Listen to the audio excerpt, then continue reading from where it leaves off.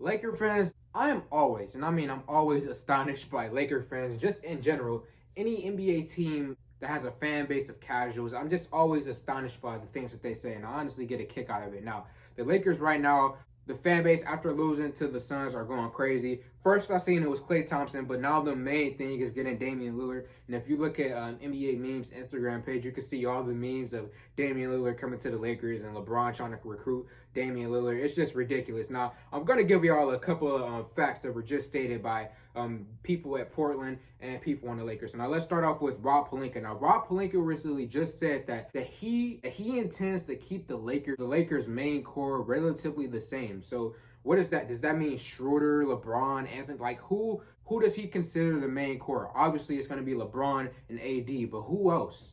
Is it Kyle Kuzma? Is it Trez Harrell? Is it Dennis Schroeder? Like, who was Rob Pelinka talking about when he says he wants to keep the core together? I don't know. But what I do know is if he's saying that he wants to keep the core together, that most likely means that he's not going to make any big moves to get anybody crazy. Because in order to get somebody major like Damian Lillard, you have to give up a piece of your core. And he just said they're not going to give up a piece of their core. So I doubt that any trade involving a big player like Damian Lillard is on the table. I doubt that.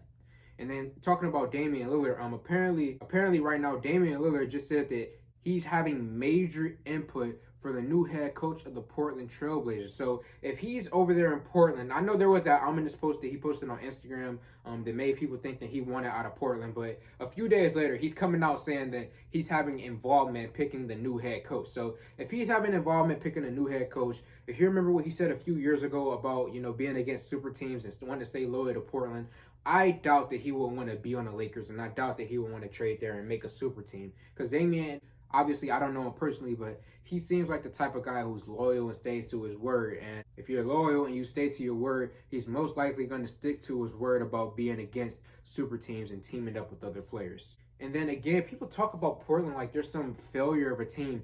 Portland consistently, every single year, playoffs.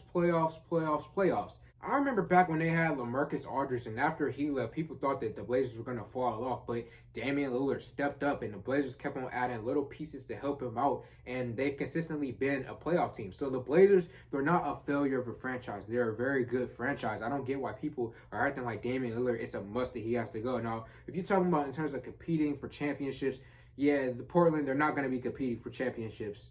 We all know this, but in terms of consistently making the playoffs and them being a good team, they're absolutely a good team. They absolutely every single year are competing in the playoffs. So to say that he should demand a trade and leave the Portland Trailblazers because they're not a good team, that's just false. It's not true. They are a good team. It's just that they're not good enough to be competing for championships.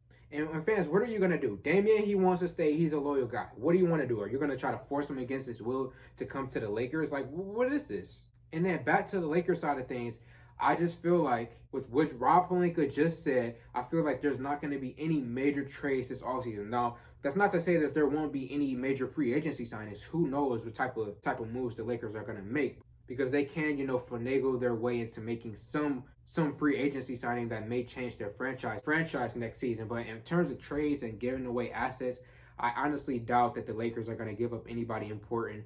Taylor Horton-Tucker, after seeing what he just did in the final game against the Suns, I doubt that they even consider giving him up right now. I just feel like the Lakers, for the most part, they're going to stand pat. They really, really are. Now, do I personally feel like that's a good thing? No, I do feel like they should make some changes to improve their roster, because losing in the first round to the Phoenix Suns after winning the NBA championship, that's not a good thing. I don't agree with it, but it is what it is. The Lakers, it appears that they're not going to make any big moves. So there's no reason for me to shout and complain about it. So let me know how y'all feel in the comment section below. Like this video, comment on this video, share this video. Thank y'all for 1K, and I'm out.